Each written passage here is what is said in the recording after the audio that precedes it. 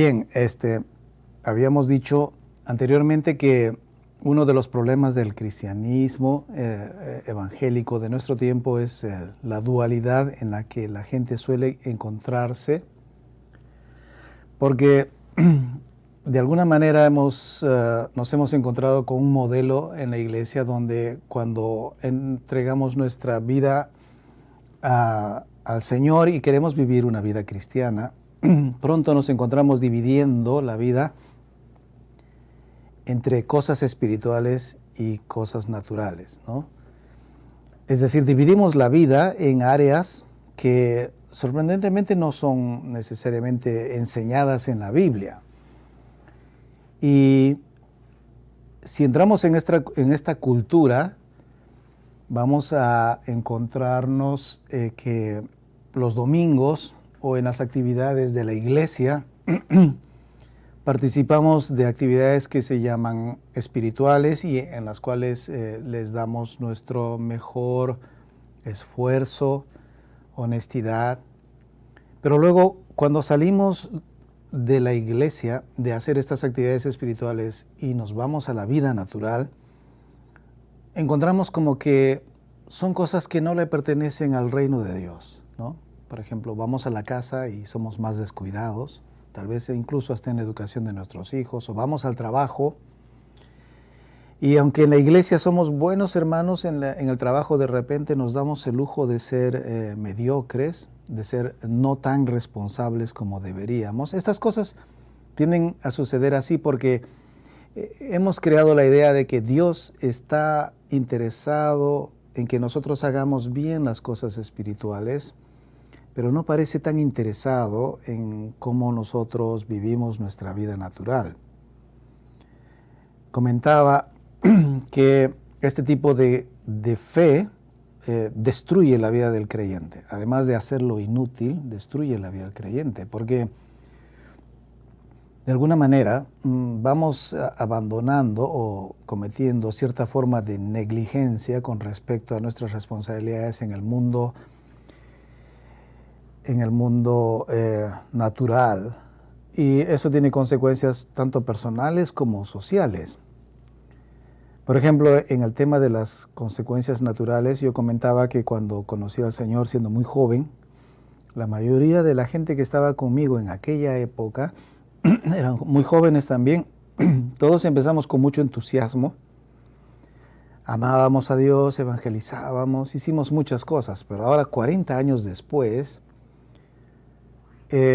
uno los visita y encuentra vidas que no han ido a ningún lado. Por ejemplo, encuentro muchos de ellos divorciados, otros recasados y otros que incluso tienen hijos que no quieren saber nada con ellos. Y uno dice, ¿cómo es posible que una persona que empezó con tanto fuego y tanto entusiasmo la vida cristiana, después de unos años se encuentra en una situación así? Pues eso es bastante común, lo he visto muchas veces.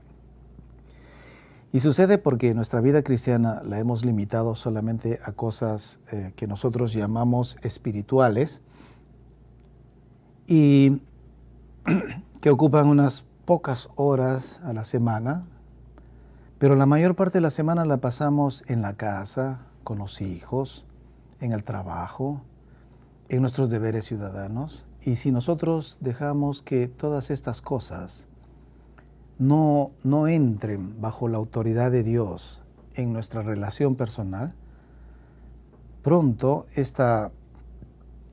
este desbalance nos va a guiar hacia decisiones erróneas.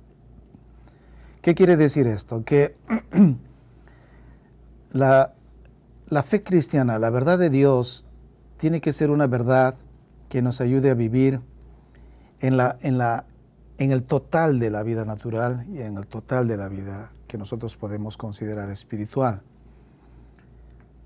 Si lo hacemos así, entonces Dios nos va a ayudar a vivir una vida de fe más plena, y en ese transcurso nosotros vamos a ser capaces de finalizar la vida, si esa es la frase, con grandes logros en nuestra vida natural y también habiendo sido capaces de crear una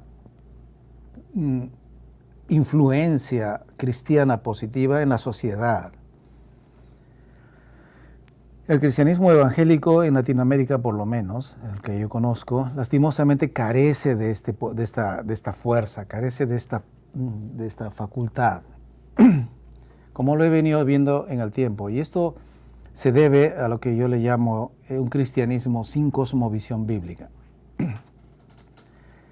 Es un cristianismo que hace las cosas parcialmente y genera sus propias contradicciones.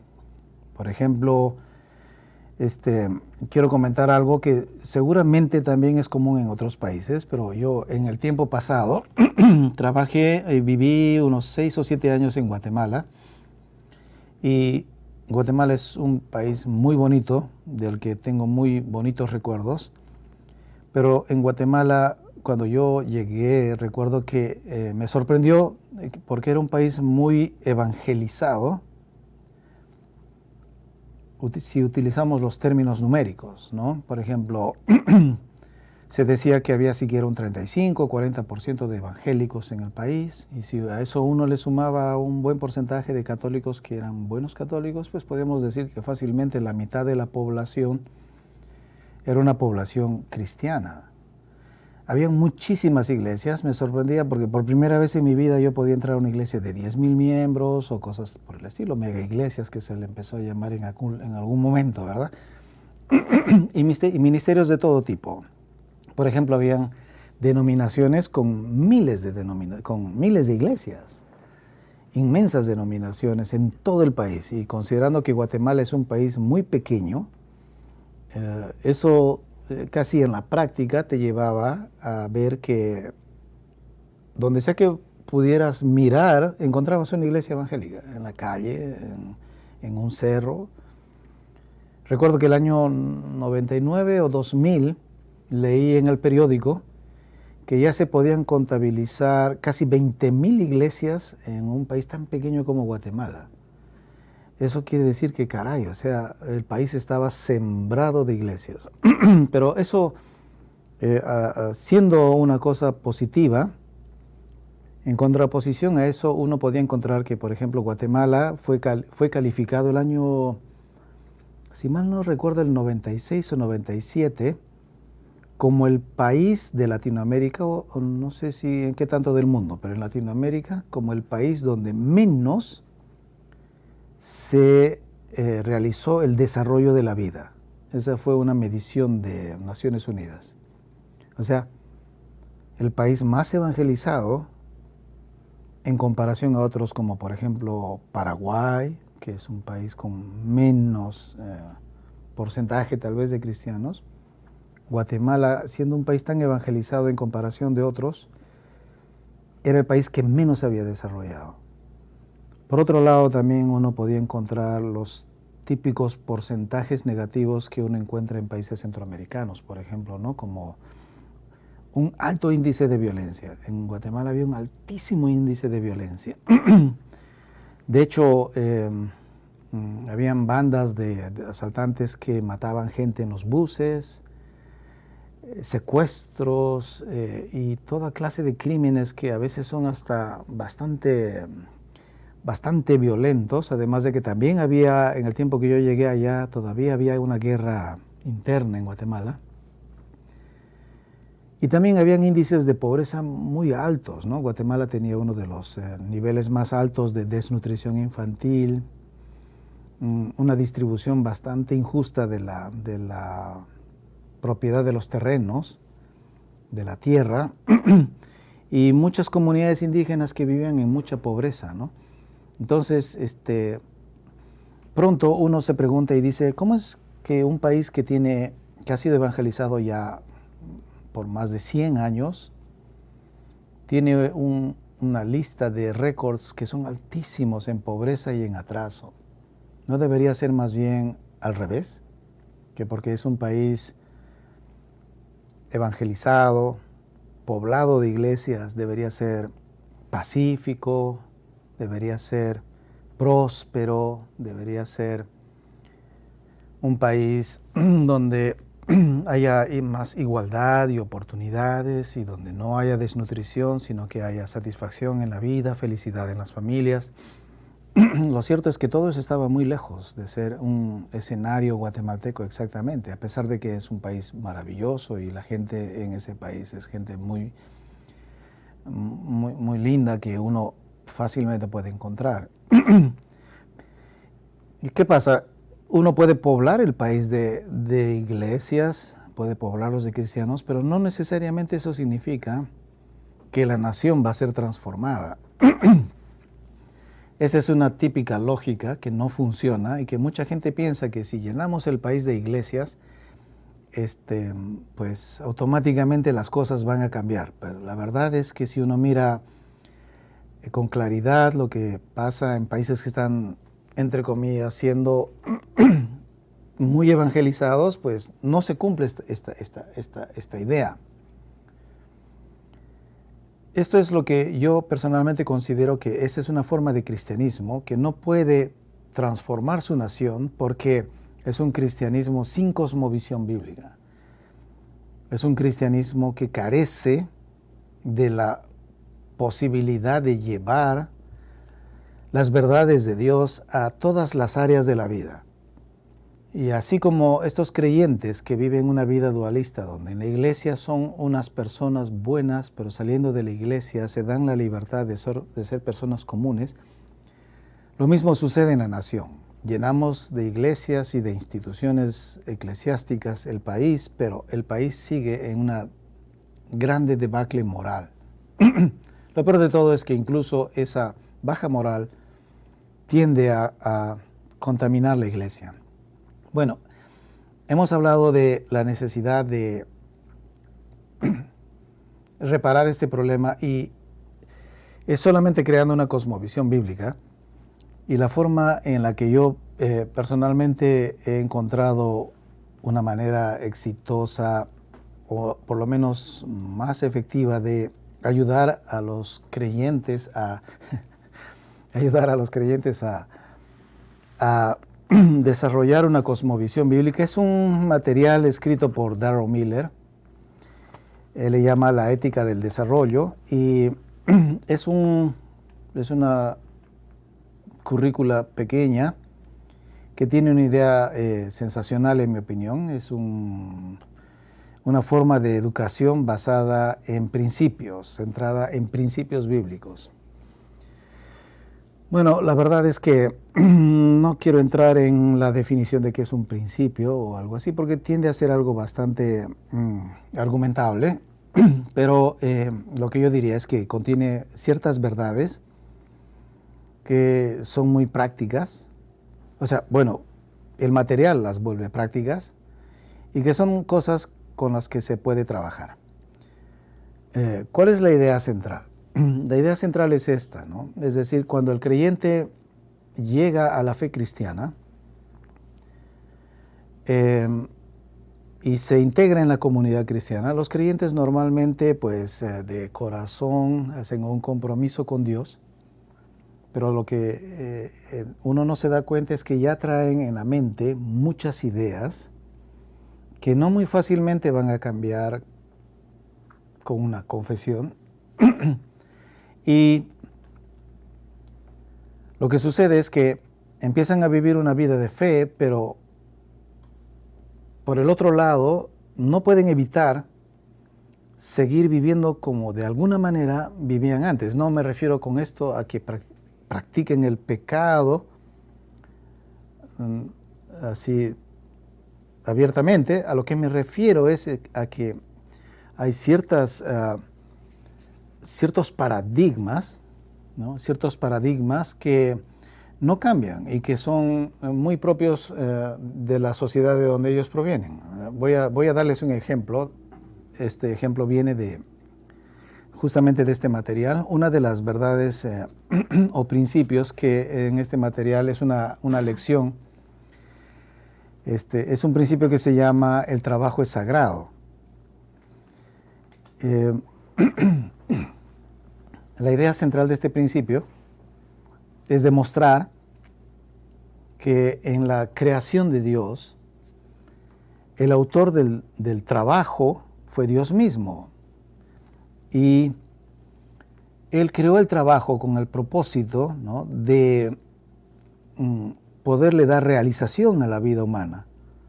El trabajo Dios lo creó como una bendición, una forma de darle un propósito, pero si nosotros, es decir, el trabajo debería ser visto de una forma positiva, pero si nosotros observamos, es interesante, pero la mayoría de las sociedades latinoamericanas son sociedades que tienen una fuerte herencia católica, sea Guatemala, sea Brasil, sea Perú. Nosotros hemos sido colonias españolas y la iglesia, bueno, los españoles estuvieron muy fuertemente asociados a la influencia de la iglesia católica y a través de los siglos la iglesia católica arrastró una idea interesantemente opuesta a la enseñanza bíblica. Por ejemplo, yo asistí a un colegio católico y me acuerdo muy bien un día en que había un maestro que durante sus enseñanzas pues nos pusimos a hablar él hablaba con los niños acerca de Dios y cómo Dios creó al hombre y lo puso en un paraíso. Y ese paraíso era un lugar maravilloso. Y él nos dijo algo casi intencional y nos dijo, ¿ustedes saben por qué este lugar era un lugar maravilloso? Y nosotros como niños escuchábamos con mucha atención y él decía, es porque el hombre no trabajaba. Y claro, todos dijimos, bueno, no dijimos amén, pero dijimos algo más o menos así, ¿no? Como que nos parecía que era lógico. Y él dijo, pero fue por culpa del hombre, del primer hombre, que desobedeció y pecó a Dios, que Dios lo condenó y le dijo, ahora comerás con el sudor de tu frente. Eso quiere decir que Dios inventó el trabajo. Y el trabajo, por naturaleza, es penoso, es duro, pero el hombre tiene que vivirlo. Y todos desde niños pensábamos y decíamos, caray, qué lástima, ¿y por qué el hombre tuvo que pecar? Si no hubiera pecado, nosotros no estaríamos con la necesidad de trabajar. Y esto suena chistoso, ¿verdad? Porque si ustedes se imaginan, por ejemplo, en la idea del cielo, en el cielo católico, pues el cielo católico hace la representación de una vida bastante subjetiva. Por ejemplo, ¿qué hace uno en el cielo? Yo siempre me preguntaba esto como un joven católico. ¿Qué hace uno en el cielo? Pues no hay nada que hacer, ¿no? Es una vida de constante reposo, ¿no? Pero es decir, ¿comemos o no comemos? ¿Nos bañamos o no nos bañamos? Es decir, pasamos una eternidad, pero la pregunta es, ¿una eternidad es mucho tiempo? ¿Haciendo qué? Lo sorprendente es que uno nunca puede imaginar el cielo con gente con martillos, serruchos, construyendo, poniendo ladrillos. Uno no se imagina el cielo así, ¿verdad? Si ustedes se dan cuenta, es demasiado subjetivo y viene de esta idea de que el cielo es un lugar tan bendecido porque no trae los afanes de la vida natural. Entonces los afanes de la vida natural ya ves que son malos. Entonces una buena vida cristiana debería exonerarse de ellos.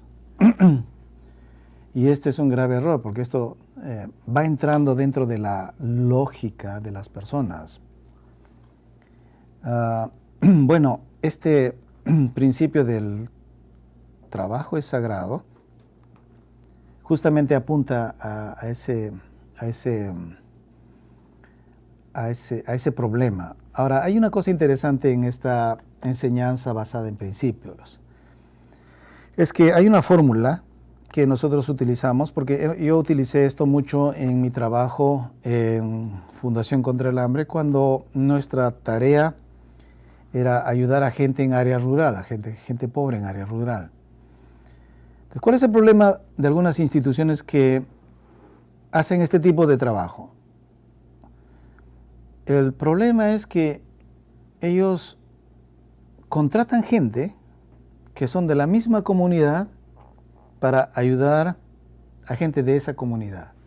Es decir, de alguna forma contratan a los enfermos para ayudar a los enfermos. O sea, no tiene mucho sentido, porque si hablamos en términos de cosmovisión,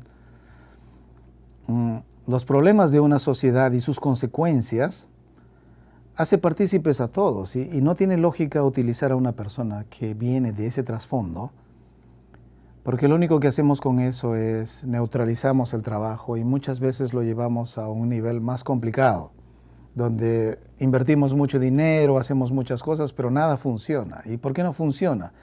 Porque justamente las personas que estamos pidiendo que hagan ese trabajo no están capacitadas, porque tienden a ver las cosas de la misma manera. Y eso sucedió en aquel momento. Entonces, las sociedades latinoamericanas tienen un tremendo problema con respecto a su desarrollo económico, porque justamente la disposición de su pueblo con respecto al trabajo es una disposición negativa. La Biblia dice que el trabajo es sagrado, según este título, pero si nosotros pudiéramos parafrasear esto desde la cosmovisión de mi cultura, yo podría decir, en mi cultura, el trabajo es una maldición. Y incluso hay canciones. Yo recuerdo que he escuchado siquiera en 2 oportunidades, hay una canción en Venezuela donde habla de cómo el trabajo es una maldición. Y es una canción que suena en la radio, o sonaba en algún momento. Yo recuerdo una vez una hermana en una conversación de este tipo, ella se paró y dijo, yo puedo cantarles la canción, y se puso a cantar la canción. Tenía todo ahí la letra, y hablaba de un negrito que no sé qué problemas tenía, pero él tenía que ir a trabajar y decía que el trabajo era una maldición, y lo repetía y entraba con ritmo y todo. Yo digo, bueno, eso no me sorprende, porque eso viene de nuestra manera de pensar latinoamericana. Entonces, aquí, ¿qué tenemos? Un problema. Si yo soy un creyente que he entregado mi vida a Jesús, amo a Jesús, pero en mi cosmovisión yo arrastro esta idea de que el trabajo es una maldición, y acepto la fe cristiana, pues, y no puedo cambiar esto, entonces voy a ser una persona con muchas contradicciones. Esta contradicción va a destruir mi fe y va a traer una mala reputación tal vez al cristianismo, como yo lo he visto repetidas veces. Yo recuerdo una vez que en mi iglesia un hermano recibió la tarea de trabajar en la sección de ventas de la Coca-Cola, allá en esa ciudad. Y él tenía que formar un equipo muy grande de contadores, cajeros, choferes y todo. Y entonces él dijo, ¿y de dónde voy a conseguir esa gente? Porque esa era una de sus responsabilidades, reclutar a esas personas. Y se le ocurrió una brillante idea. Dijo, de la iglesia. Parece una buena idea, ¿verdad? Pues eso depende, ¿no? Porque si son cristianos que todavía mantienen, que van a la iglesia y que mantienen la idea de que el trabajo es una maldición, el problema no va a cambiar. El problema va a ser enorme. Tal como sucedió, él reclutó a un gran número de personas que, bueno, todos buscan un trabajo, pero al cabo como de unos 2 años, de haber reclutado más o menos unos 40 o 50 personas, casi todos fueron despedidos. Y fueron despedidos por las mismas razones de impuntualidad, de robos, de personas de una conducta, y por incapacidad y por muchas cosas. Y uno dice, a ver, ¿no debería ser al revés? Otra vez la misma pregunta.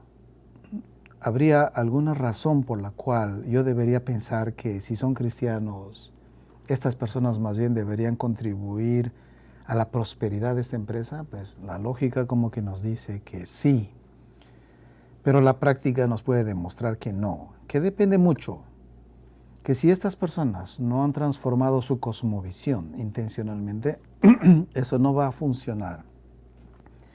¿Y cuál es el problema? Que por lo general la gente misma no es consciente de su propia cosmovisión. Es decir, la gente no ve las ideas que gobiernan su mente. Por ejemplo, como en el caso de los latinoamericanos. Vemos el trabajo como una maldición porque eso nos parece lógico. y nunca lo discutimos, no lo ponemos sobre la mesa, no hablamos, no lo debatimos y no lo cambiamos. Bueno, yo recuerdo que nosotros utilizamos este ejemplo y yo lo utilicé como en un taller con el personal de Fundación contra el Hambre en Guatemala, y eso produjo tuvimos un buen momento haciendo este estudio, porque este estudio es un estudio, usa una metodología más inductiva. ¿Cuál es la idea? La idea es que cuando hablamos de cosmovisión y hablamos de cómo ayudar a la gente a transformar su cosmovisión, hay algo que tenemos que tener en cuenta, que existe un principio lógico en esto. Las verdades producen vida. O sea, la verdad de Dios produce vida. Es decir, la verdad de Dios no es un concepto. La verdad de Dios es una forma, una dinámica de vida, siempre. O sea, no es algo que puedo escribir en una pared, es algo que tengo que vivirlo. Es decir, solamente se manifiesta como verdad en el momento que lo vivo, no cuando lo leo. Y en Juan 10:10 dice, yo he venido para que tengan vida y para que la tengan en abundancia. Y si nosotros examinamos bien la Biblia, nos vamos a dar cuenta que la vida y la verdad están muy íntimamente asociados. No se puede producir vida si uno primero no decide entregarse muy honesta y concretamente a la verdad y a practicarla. Y por el otro lado, la mentira produce muerte. Y cuando digo muerte no me refiero necesariamente al fallecimiento de una persona. Cuando digo muerte me refiero a pobreza, me refiero a violencia, me refiero a opresión, me refiero a un conjunto de cosas que son fáciles de encontrar en una sociedad. De modo que una sociedad es como un árbol. Hay cosas que están encima de la superficie y podemos verlas, son visibles, pero hay cosas que están por debajo de la superficie que no podemos ver, como que son las raíces, ¿verdad? Arriba está el tronco, las hojas y sus frutos, y abajo está la raíz. Igual es una sociedad. Cuando nosotros llegamos a cualquier lugar que podamos visitar, con seguridad que vamos a ver fácilmente si es una sociedad que goza de un buen nivel de economía o es pobre. Y si nosotros vemos pobreza, casi podemos decir con seguridad matemática que la pobreza no está arriba, la pobreza está abajo, donde no se puede ver y que corresponde a sus ideas. Estas personas están esclavizadas de una mentira. Y esa mentira suele ser esto, suele ser la idea de que el trabajo es una maldición, ¿no? Pero si uno va a una sociedad que es próspera, por ejemplo, donde hay mucha riqueza, se produce mucho, hay mucha industria, hay mucho trabajo, lo más seguro es que uno encuentre que ellos tienen una visión positiva del trabajo. Pero esto es algo que muchas veces no se habla sobre la mesa, es simplemente una lógica que ya uno lleva entre las ideas más profundas de su mente, en este caso la cosmovisión. Bien, en esta oportunidad, cuando yo estaba trabajando con estas personas, utilizamos esta idea basada en este material, y lo interesante fue que, por su característica, que es un material inductivo, empezamos a poner algunos versos, porque así es como viene el estudio bíblico. Y estos versos, por ejemplo, los de Génesis, donde Dios mismo crea al hombre, pero en Génesis se explica que Dios mismo va y planta un huerto y pone al hombre en el huerto y lo pone para que lo cuide y lo trabaje. Y a lo largo de las preguntas vamos tratando de descubrir quién hizo el huerto, qué quería Dios que el hombre haga, y luego vamos llegando a la conclusión de que fue Dios el que inventó el trabajo. Y lo inventó para bendecir al hombre. Y la pregunta es, entonces, ¿es el trabajo una maldición? Es decir, ¿es el trabajo fruto de la desobediencia? Y descubrimos que no lo es. Bueno, en esa oportunidad me llamó mucho la atención que el efecto que produjo en la gente que estaba participando del estudio fue sorprendente. Es decir, ellos, por alguna razón, les pareció sorprendente que la Biblia alabara el trabajo como algo que Dios había creado para nosotros. Y la otra cosa es que ellos se sorprendieron de que estaban atrapados en una mentira. Y todavía fuimos un poco más adelante y empezamos a hacer más preguntas y decir, ¿y qué pasa si yo tengo esta manera de pensar, de que el trabajo es una maldición? ¿Cuáles pueden ser las consecuencias? Por ejemplo, consecuencias psicológicas. ¿Cómo me levanto los lunes en la mañana? ¿Me levanto feliz o me levanto triste? Todo el mundo dice, me levanto triste. ¿Por qué te levantas triste de la cama? Porque tengo que ir a trabajar. El trabajo es algo que la gente quiere evitar. ¿Cómo son los viernes en la tarde? ¿Son alegres o son tristes? Y la gente dice, bueno, son muy alegres. ¿Por qué? Porque vamos a salir del trabajo ese día de la semana. Bueno, empezamos a hacer una serie de preguntas y eso se volvió poco a poco hasta cómico. La gente se reía de sí misma, porque es importante llevar a la gente a descubrir una verdad que está afectando sus vidas, o una mentira que está afectando sus vidas, y ponerlas en contraposición a la verdad de Dios, pero en una forma lógica, en una forma efectivamente práctica. En este caso, por ejemplo, tuvimos la oportunidad de que casi todo el personal en grupo pues vinieran a esta conclusión. Lo sorprendente de esto es que no demoró mucho. Ya la próxima semana la gente empezó a cambiar de actitud en el trabajo. La gente empezó a cambiar su actitud en el trabajo en el campo. Su nivel de responsabilidad se elevó muchísimo. Esto se hacía muy notorio porque uno ya los veía más preocupados por los problemas que sufría la gente en las comunidades pobres. Porque ese era su trabajo y ellos pronto empezaron a contar testimonios de cómo Dios estaba cambiando sus vidas porque ellos habían decidido pedirle a Dios que les ayude en su trabajo y porque ellos querían entregar su trabajo como un sacrificio a Dios. Pues eso es lo interesante, ¿verdad? Es decir, lo que la Biblia busca del creyente es que el creyente pueda crecer en el conocimiento de Dios. Es decir, muchas veces, y tal vez por esta misma tradición católica, uno piensa que yendo a la iglesia es que uno va a encontrar conocimiento de Dios.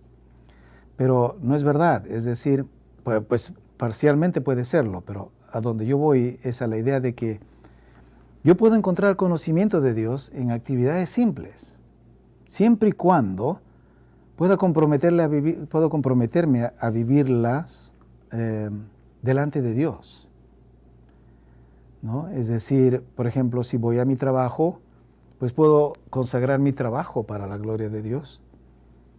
Y si lo hago, puedo esperar muy bien que Dios se glorifique en ese trabajo. Y puedo ver que Dios derrama su gracia en mi vida, en ese trabajo.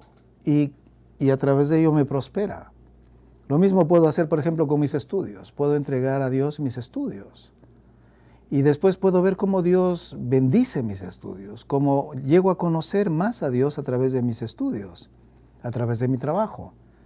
Incluso pueden ser tareas domésticas en la casa. Una esposa o una señora o cualquier persona que hace tareas domésticas a veces las hace de una forma, digamos, no necesariamente con este tipo de consagración, pero un creyente puede consagrar su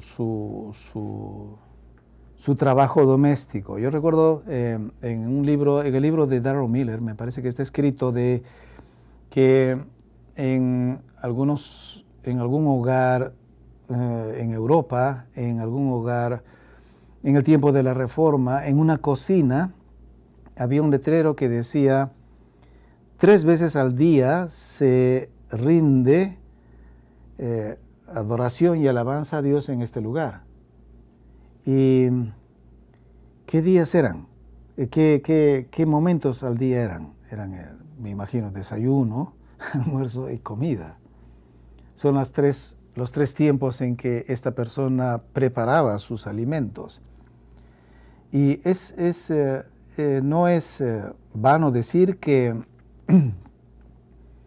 aunque parecen cosas sencillas, la Biblia dice que sea comer o beber, lo hagamos todo para la gloria de Dios. ¿Por qué? Porque en eso hay un fruto. Es decir, si lo hacemos para la gloria de Dios, yo voy a cosechar un fruto. ¿Cuál es ese fruto? Que voy a conocer más al Señor, voy a recibir su gracia, voy a ver cómo Él hace florecer mi vida en esa área. Entonces, un creyente que va a la iglesia tiene que deshacerse de esta idea de que el trabajo es una maldición. Tiene que lograr integrar este paradigma del trabajo es sagrado y vivirlo.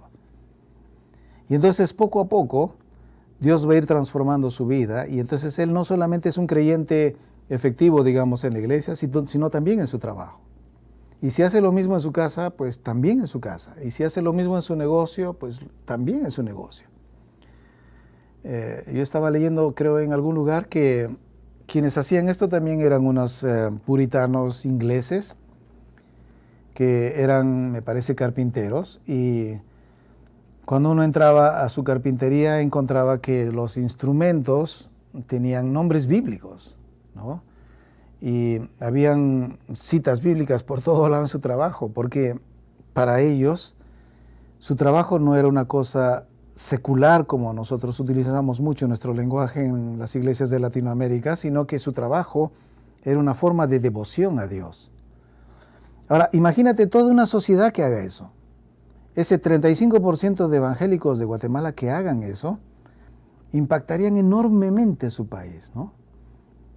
Traerían una increíble bendición sobre la sociedad. Pero si no lo hacen, pues la verdad es que no solamente no van a traer esa bendición a la sociedad, sino es posible incluso que la sociedad los contamine más, aun cuando están dentro de la iglesia con ideas que no provienen de Dios. Entonces, una cosmovisión bíblica nos pone siempre en la posición de una guerra de ideas, ¿no? En la sociedad podemos encontrarnos siempre en una posición de lucha de ideas, donde la iglesia tiene la verdad de Dios y es capaz de demostrarla con frutos de vida, versus el mundo que se basa en la mentira y trae frutos que traen consecuencias, ¿no? Yo les cuento que esto es realmente real, es fundamental. Por ejemplo, en mi país, el trabajo es visto de tal manera como una maldición, que suceden cosas interesantes, ¿no? Por ejemplo, las leyes tienden a ser leyes que reflejan esta mentalidad. Por ejemplo, si el trabajo es una maldición, entonces, ¿qué es el trabajador? El trabajador es una víctima, ¿no? El trabajador es una víctima. ¿Y qué es el empleador?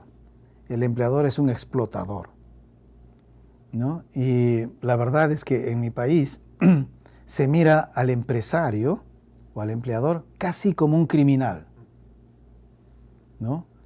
Las leyes casi siempre están en contra de él. La opinión pública casi siempre está en contra de él. Y al trabajador se le mira de una forma casi automática como la víctima, como la persona que está siendo explotada y que merece ser protegida, ¿no? Que no debe, que es como rescatar a un niño que está siendo abusado de algún lugar. Entonces las leyes se establecen automáticamente de acuerdo a la cosmovisión del lugar. Entonces, si en este caso, y en este caso en especial, si el trabajo es una maldición, las leyes del país van a perjudicar enormemente todo esfuerzo empresarial, ¿verdad? Entonces, cuando uno llega a una sociedad así, va a encontrar que las empresas no son capaces de desarrollar o tienen muchos problemas para hacerlo, porque justamente las leyes, poco a poco y en cada aspecto, van a ir minando su esfuerzo, ¿no? En una u otra manera. Van a impactar enormemente en la psicología de las personas, van a impactar enormemente en su ética y van a impactar enormemente en la capacidad productiva de las empresas. Entonces, en sociedades así, por ejemplo, los feriados se multiplican por montones, hay feriados por todos lados. A nadie le preocupa mucho, porque ¿quiénes son los perjudicados? Los empresarios, ¿no? ¿Y quiénes son los malos de la película? Los empresarios. Bueno, lastimosamente este tipo de problemas, en Latinoamérica al menos, durante décadas, ha sido bastante, ¿cómo se dice?, alimentado negativamente por ideas de tipo socialista, de tipo comunista, que también traen esta idea de que el empresario es un explotador, ¿no? Entonces, esto ha ido reforzando bastante. Yo recuerdo una época en Guatemala, habían unas empresas que se les llama ya maquilas, y estas empresas eran empresas que gozaban de un estatus legal muy particular, porque producían productos que se exportaban a Estados Unidos, y ellos tenían trabajadores guatemaltecos. Entonces, estos trabajadores guatemaltecos llegaban con esa idea del trabajo como una maldición, como una explotación y cosas así. Entonces, los dueños de estas empresas, estas maquilas, me parece que eran coreanos. Los coreanos tenían muchos problemas para lograr ponerse de acuerdo con los guatemaltecos, porque los guatemaltecos empezaban a trabajar y pronto encontraban haciendo huelgas. Y bueno, los coreanos perdían, paraban, resolvían el problema de las huelgas y ok, la empresa otra vez empezaba a trabajar. Pero no pasaba mucho tiempo y otra vez huelgas y reclamos. Ok, entonces los coreanos volvían a hacer el mismo arreglo, hasta que algún rato los coreanos se cansaban y decían, ya listo, se acabó, mucho problema, no podemos trabajar. Cerramos la empresa, listo, cerraban la empresa y al rato todos los guatemaltecos iban a la empresa a rogar, no cierren, abran otra vez, porque no tenían ingresos. Ok, abrían la empresa y no pasaba mucho tiempo y otra vez huelgas. O sea, eso es producido por una visión de este tipo. Yo me pregunto si uno encontraría una cosa así en Japón, por ejemplo, o en Singapur, o en algún lugar donde la ética de la gente es distinta. Entonces, este principio es un principio bastante gráfico para demostrar el poder que tiene la verdad bíblica. Esto es algo que quiero volver a enfatizar.